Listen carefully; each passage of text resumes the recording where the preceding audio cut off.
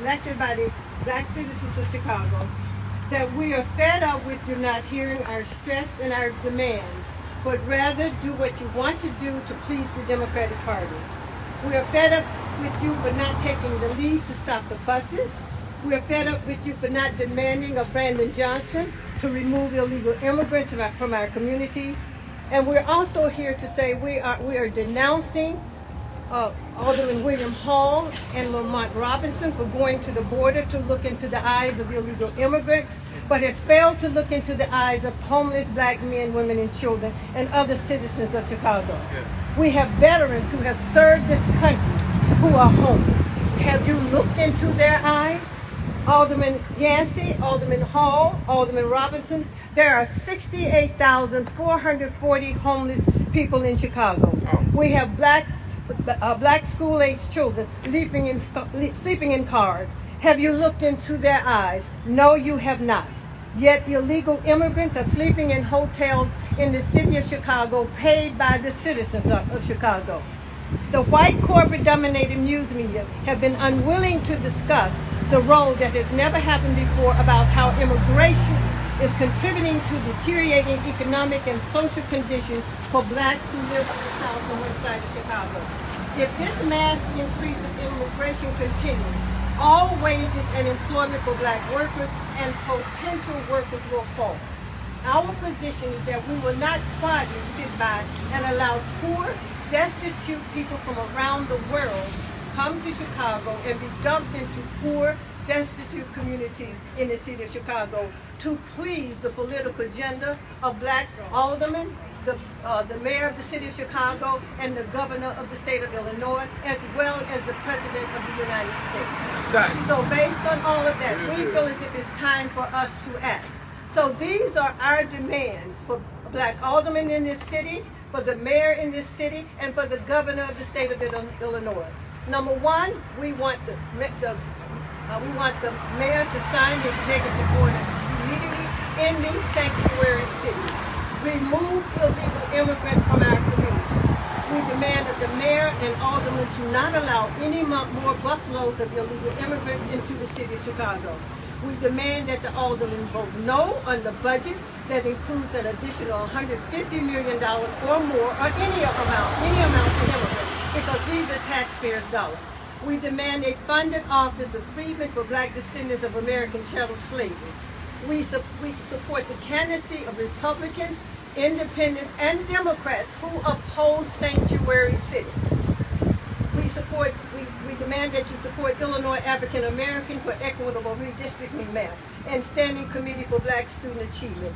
And we demand that the land grab of senior citizens' homes and to replace us with illegal immigrants. Those are our demands. And this is what we expect our elected officials to do. They are not representing us. They are representing everybody else but us. Illegal immigration and everything else. We voted for you to get into these positions of power so that you can represent our interests, and we have concluded that you're not representing our interests, and we are organizing. We are organizing to remove any politician, black, white, otherwise, if you're not going to represent the interests of black people in the city of Chicago. Any questions from anyone? Any questions? Okay. Hello, my name is Sister Erica, and I'm here to state to Governor Pritzker, to President Joe Biden, to Brandon Johnson, that we need to shut down this sanctuary city policy. We need the southern border to be secured. If you all do not adhere to our demands, we will be using home rule to shut down sanctuary city policies. It does not make sense that Ukraine's border is being protected from Russia by America, but our border is wide open to any and everyone that wants to cross it. You have people crossing the borders that are murderers, pedophiles, rapists, thieves, sleeper cells, terrorists, and all of the above. We don't feel safe with you dumping all of these people in our communities. We don't have the resources that we need. You are using our tax dollars, and you have the audacity to tell us that we must make sacrifices for people that broke into the country? I don't think so. And for people that did not cast one vote for you, I don't think so. So it's time for you all to get your priorities together, and we're going to force you to get your priorities together. We will be using home rule to shut down this sanctuary city policy. Mayor Hill Washington put sanctuary city policy in with an executive order. Brandon Johnson can end it with an executive order right now if that's what he wanted to do. And there's nothing inside of sanctuary city policy that says Brandon Johnson has to keep taking these buses in daily. So Brandon Johnson, it's time for you to stop the deception and get yourself together. Yeah. And we understand that this comes from the top, from the President of the United States. This could not be happening without the sanctioning of the United States government, which is headed by Joe Biden today. You're bringing, as I said earlier, you're bringing destitute poor people from around the world to dump them in the black communities in Chicago that are poor and destitute. That has to stop. And we will not stand by and allow it to continue. And we have one other person who's going to speak.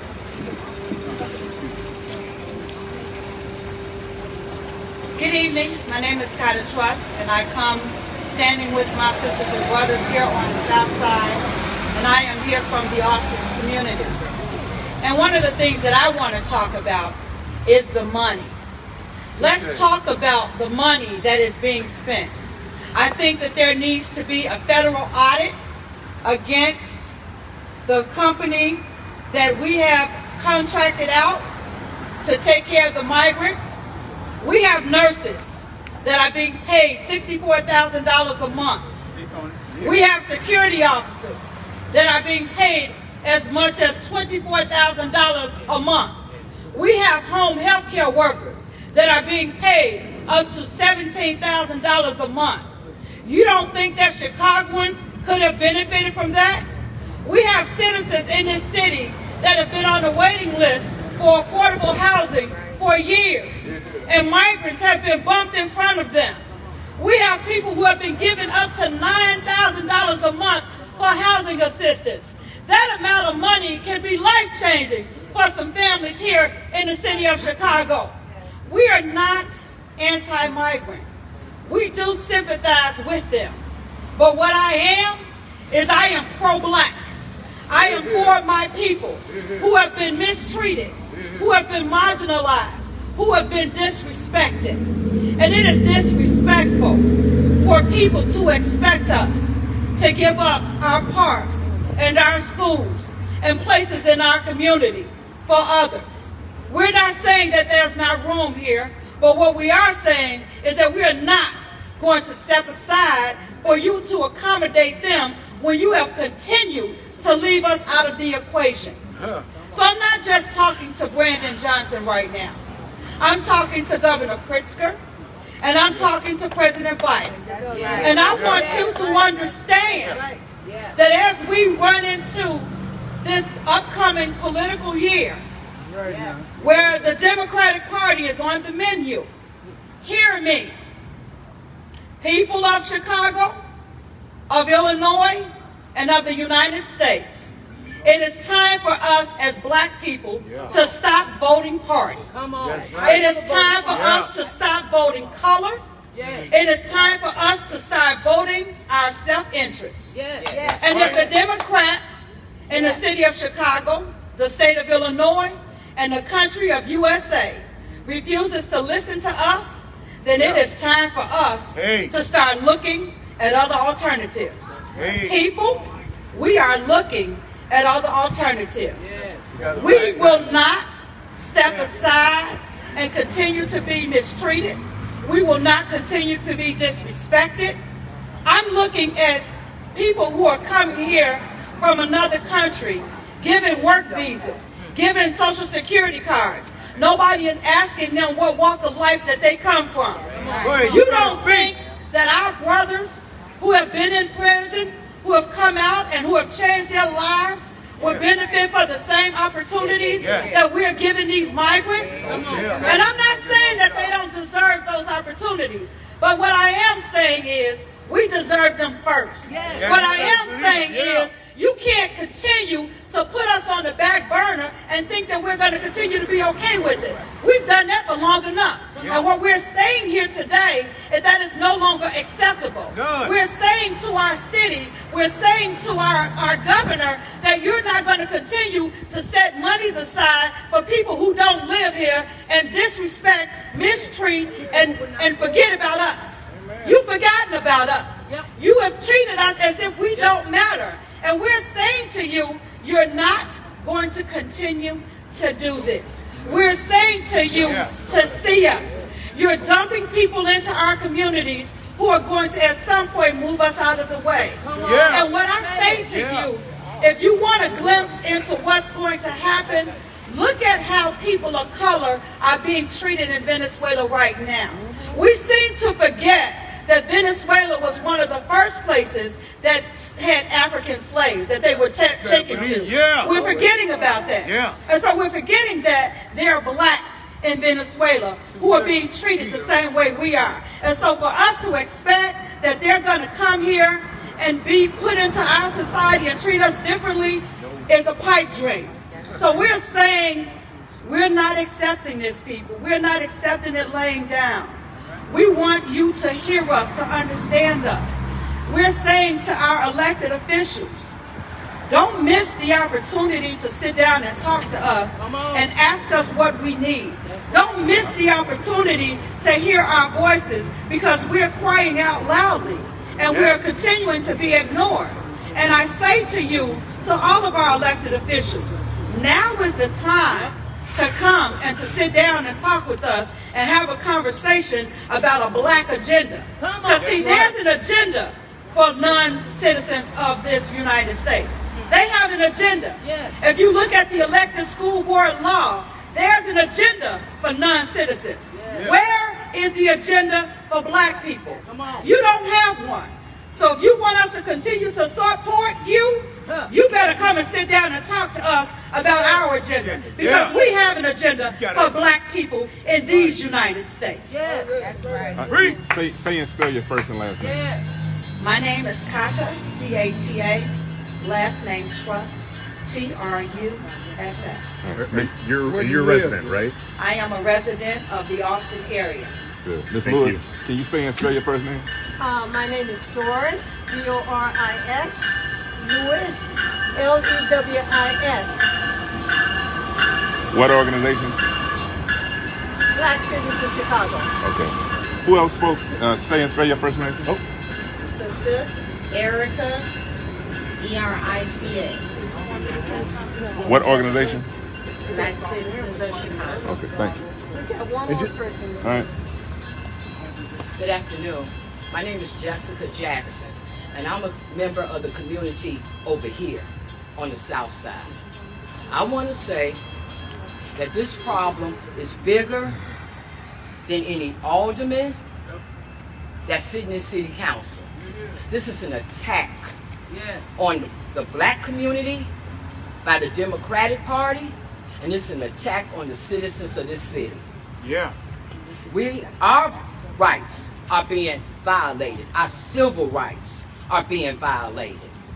There is no law that allows for non-citizens to come into our communities, force themselves into our communities, force themselves into public accommodations, force themselves into schools that could have been open for our children. The constant discrimination against black people has to stop. I'm at the city council meetings all the time. I have yet to see any black official, any Hispanic official, any white official stand up and say that this is a violation against the civil rights of our citizens in this city, or the citizens in the United States of America.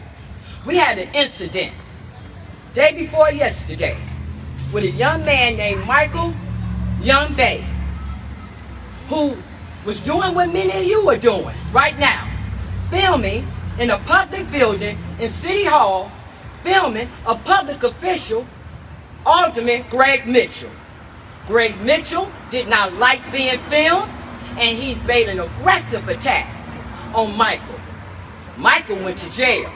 He went to jail because he asked to file a report on Greg Mitchell. Now, we all witnessed a few days before then where the Brighton community had an attack against that alderman. No arrests were made. We all witnessed when the Palestinians were protesting in City Hall about the war between Palestine and Israel.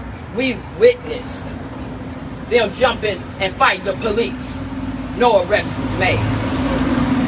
It's all anchored in the fact that those people, they have a whole different political platform than black people do. Those people have protections from their countries. They have embassies, they have consulates, the United States is in treaties with these people, all kind of deals. So America handles them lightly. Black America only has the United States of America for our government, and our government is failing us.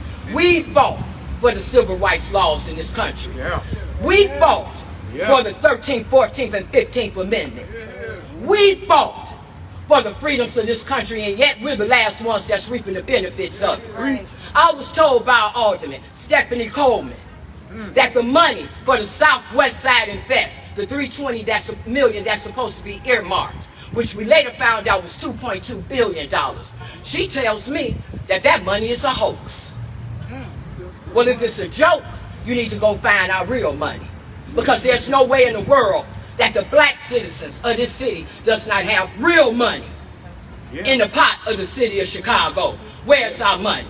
Why are we constantly being told that things have to be studied? Reparation has to be studied. Reparations was in order since 1865. How much studying must the Democratic Party do? Where's our money? Where's the money for the economic development of our communities? Why is it that we're being put in a position for the immigrants to come into our community?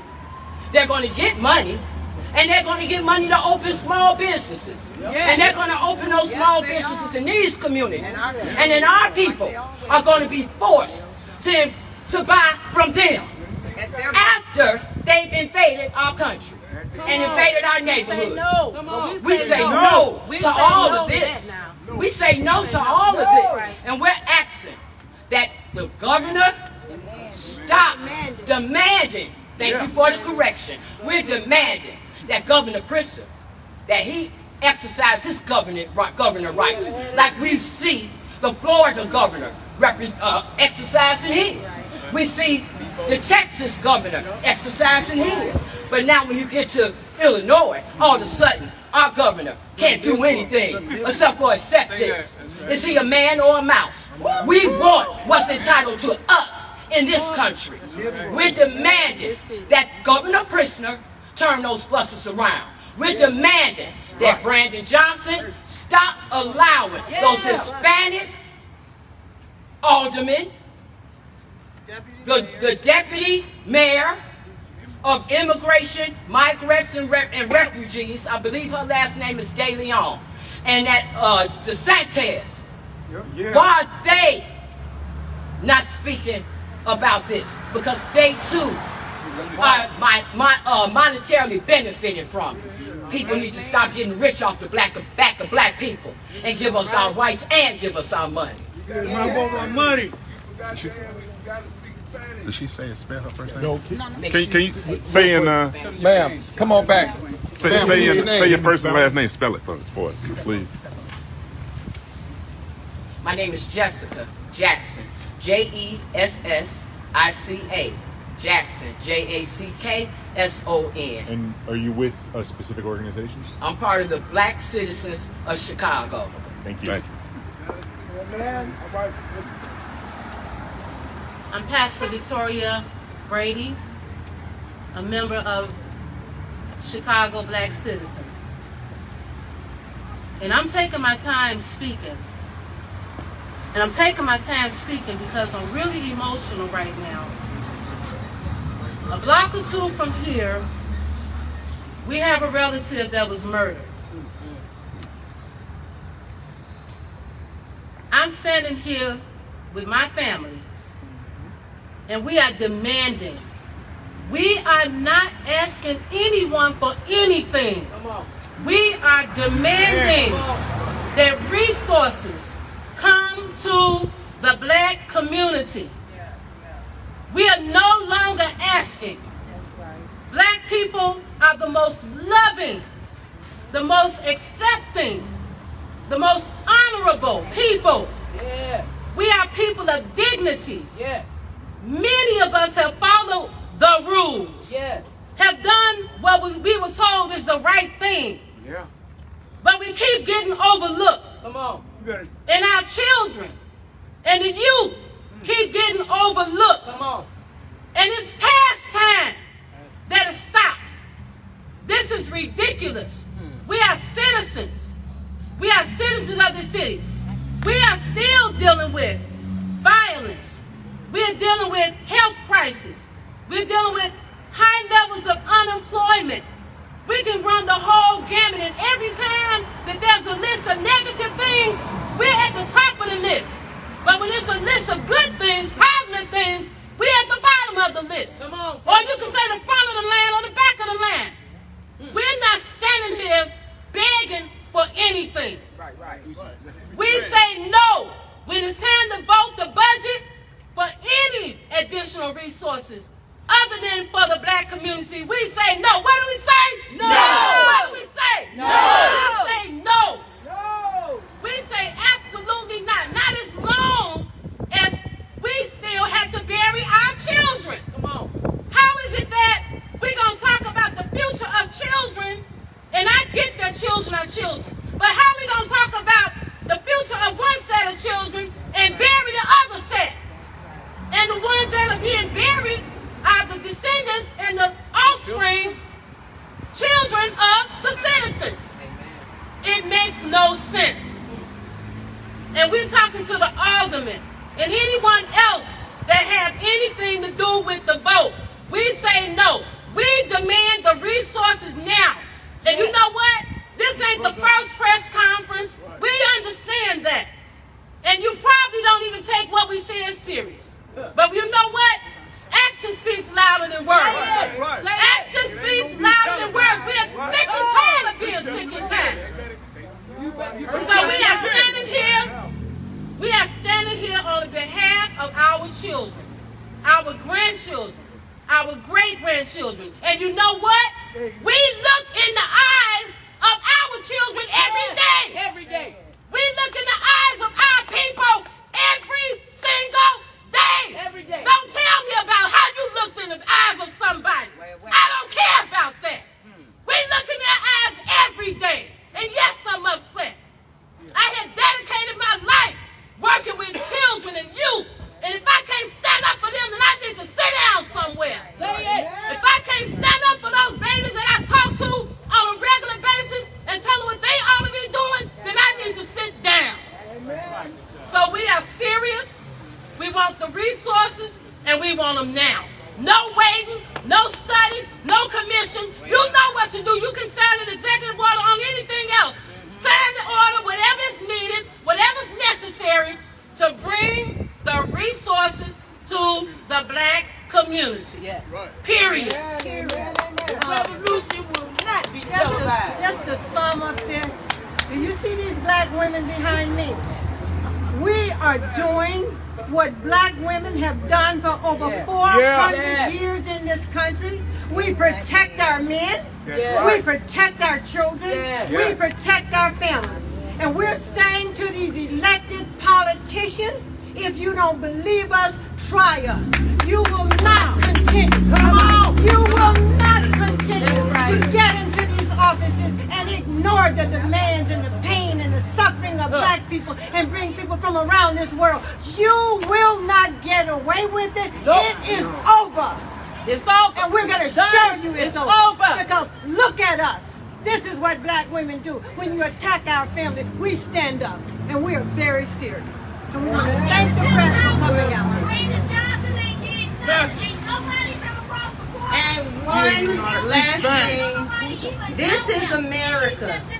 It does not make sense that if you go and fill out a job application, speaking Spanish should be one of the things that, you know, that's one of the qualifications. That is discrimination on all levels. It's discrimination. This is America. This is not a Hispanic country. This is not a Spanish-speaking country. It should not be a qualification that you have to speak Spanish to get a job in America. Period. Period. Thank you. Thank you for coming. Thank you. Say it. Do you have any questions? We just need your name and if you're part of any organizations or a resident. Pastor Victoria, I thought I said that. Pastor Victoria Brady, Black Citizens of Chicago. And also Restoring Hope Ministries International. Spell what my name? Yes. VIC, that's what I didn't do. VICTORIA. BRADY. Just so we make sure we got it. Thank you. Thank you so much for coming out. No problem. All right, y'all heard it yourself. This is live, uncut, unedited. I brought it to you as I promised I would. As I promised I would. As I promised I would. Live, uncut, unedited. I think we rock. How was that? Great. Oh yeah. Oh yeah. We had about 800 people on there talking. Yeah. Live, uncut.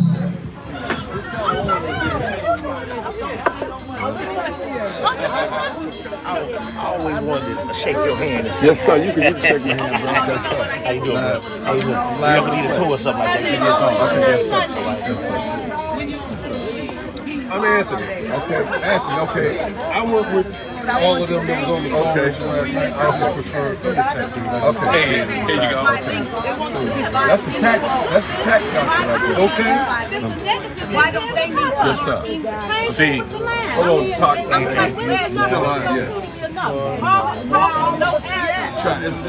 discriminate against us. Established already.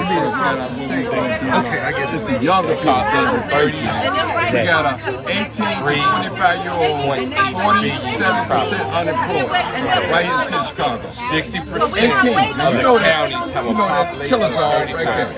And they bringing young men 18 years old and up. They ain't bringing no old men, no 50 none of that. Why do we need to take care?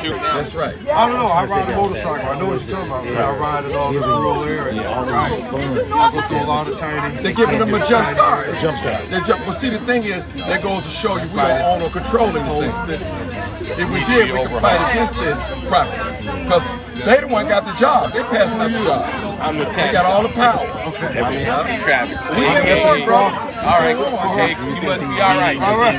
Your name is Anthony. No, at the end of the day, they still do what they want to do. Right, but you got to fight, brother. We learn how to fight. What I'm saying is it's like sitting on a bench on a basketball team. You still wearing the uniform, you represent the team on the floor. So that's what we got. We got to find something, man. Somebody might have an answer to this. So we just got to do what we got to do, bro. Yes, sir. Somebody got the answer. Right. God will send somebody. You're right. Love you, bro. Yes, sir. All right, people, it's live, uncut, unedited. Good job. All right, tax doctor. All right. Let me close out. All right, people, I'm out of here. We'll talk to the tax doctor.